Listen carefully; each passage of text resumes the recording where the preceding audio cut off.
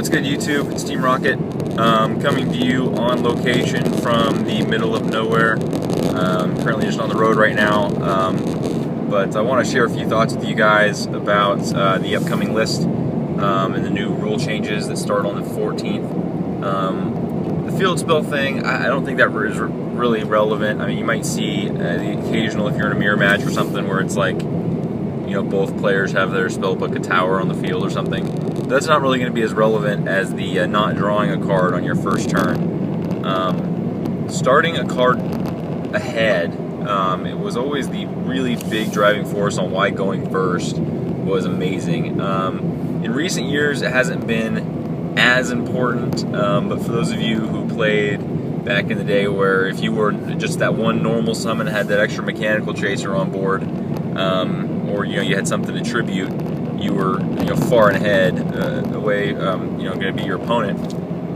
And then there was the format where we had Gravekeepers and Samurai, where if you didn't go first and they went Gateway, Ham, or they went Necro Valley and then Royal Tributed your hand, you were going to lose then too. So that some formats have been dice roll formats, but far and away going first hasn't been as important, getting that extra card.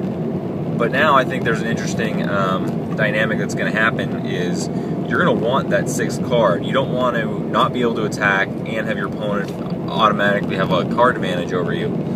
So I think that there are some things that decks need to consider, or you need to consider when building your deck. You need to have a deck that can go +1 on your first turn. Now obviously that means you have to somehow generate advantage without decreasing your opponent's card count. Unless you're playing like the old wind-up decks. I'm not even familiar with anything. I guess Gustos might be able to do it. No, not Gustos. Gishkis. Gishkis might be able to do it now, where you can like take some cards out of your opponent's hand and somehow build advantage that way. But primarily what I'm talking about is you want to have 6 cards by the time you end your turn, or more if you can manage it. So the biggest thing you can do, that's pretty much meta, is Traptrix Myrmelio. If you can summon a Traptrix Myrmelio on your first turn and search for that trap card, you still have 6 cards at the end of your turn. So yeah, it's not the 7 that you would have had in the old rules, but at least you haven't lost that card to your opponent and give it up advantage. Some other cards that can do this, Card D can get you that extra card that you need. With Medolces you have Mageline that can get you that plus first turn, or you can go Angeli and Bufoli and just go nuts. If in Mermails, if you have a Dragoons in your hand, you can do the same thing. Even a Tenki, it does get through your deck and technically net you a +1, as long as you can later turn that Tenki into something useful. But what this really brings me to, and I'm actually kind of excited about it, is playing Raccoons now. Because when you play a Raccoon deck, your first turn, if you can open Obedience School, obviously that's amazing. So we're not going to start with that, because I mean that's just a bunch of pluses right there. But you can summon a Ponpoko and search for a Tantan.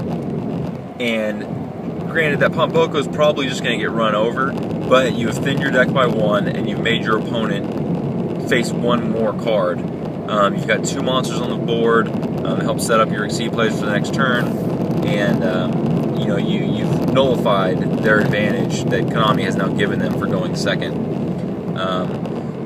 So it's just something to think about, going into this format. When you're going to be playing a deck, you might want to consider either adding Card Ds to your existing deck, or finding some other way that you can go +1 without having to Dark Hole your opponent's 2 monsters or something, because they're not going to have anything on board.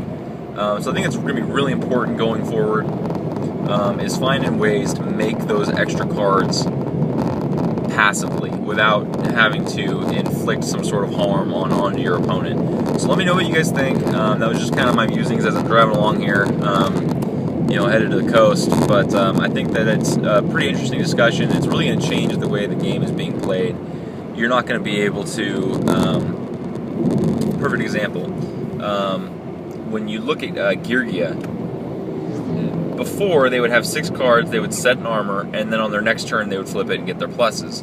Well, now they're only going to have 5 cards, and then have to wait to flip that armor. Whereas a deck like Hat can just summon Aurelio and get their plus without having to wait a turn and still be behind a card from your opponent. You can at least be even or +1 the whole game.